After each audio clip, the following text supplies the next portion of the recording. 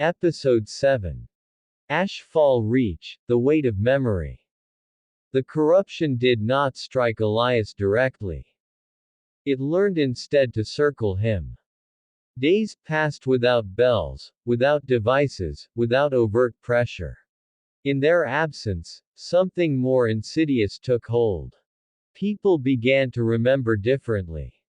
Conversations shifted subtly, recounting events with details that did not align, framing Elias's arrival as the beginning of chaos rather than its exposure.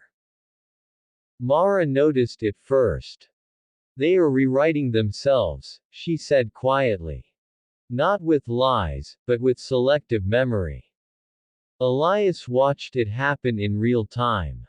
A man who had thanked him for speaking now avoided his gaze. A woman who had dropped her harmon crossed herself when Elias passed, fear flickering where relief once had been. The listener moved through the settlement again, not as a guide, but as a historian. "We must preserve what stability we can," he said publicly. "We will remember this period carefully."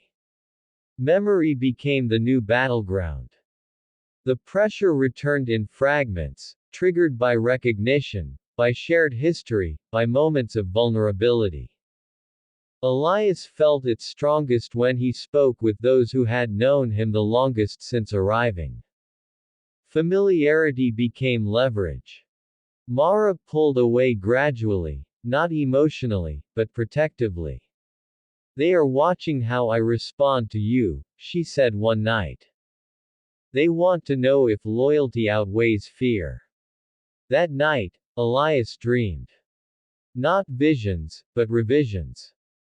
He saw himself arriving in Ashfall Reach with arrogance instead of caution, speaking loudly instead of carefully, provoking instead of witnessing. He woke with his heart racing, uncertain for a moment which version was true. That uncertainty terrified him more than pressure ever had. "They are targeting memory," he told Mara the next morning. "If they can make me doubt myself, they do not need to silence me." Mara nodded grimly. "Witness requires remembrance," she said. "Forget who you are, and resistance collapses." Tension grew within the remaining resistant group. Calder questioned Elias's approach openly now. "People are suffering because of you," he said. "You are not the only truth here." "Truth does not belong to me," Elias replied. "But it does not change to preserve comfort." Calder turned away, jaw tight. That night, Elias noticed footsteps outside their shelter, unhurried, familiar. Mara stiffened. "He is testing us," she whispered. "Seeing who will speak." The listener's voice came softly through the darkness. "You are losing them," he said. "Even memory resists isolation. Let us help you remember peacefully." Elias stepped forward, heart pounding. "I remember choosing," he said aloud. "I remember refusing." The pressure spiked violently. A cry rang out behind him. Calder stood in the doorway, pale, shaking. "I cannot hold this anymore," he said. "I do not know what is true."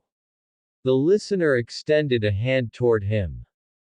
"Come," he said gently. "We will help you remember correctly." Mara reached for Calder, but he pulled away. "I am sorry," he whispered, eyes wet. "I just want it to stop." He stepped forward. The moment he crossed the threshold, the pressure eased around him. Elias felt the cost of witness settle deeper than pain. Betrayal here did not come from malice. It came from exhaustion. As the listener led Calder away, he turned back once. "You will be remembered as disruption," he said to Elias. "And disruptions are erased." Elias closed his eyes and prayed aloud again, not for vindication, but for memory, knowing now that the corruption no longer needed to break bodies, only histories.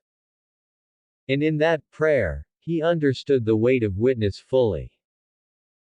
To remember truth in a place determined to forget it was not an act of defiance. It was an act of survival. Discernment focus for this episode. When memory becomes a tool of control. When exhaustion reshapes truth. When betrayal is born from weariness rather than hatred.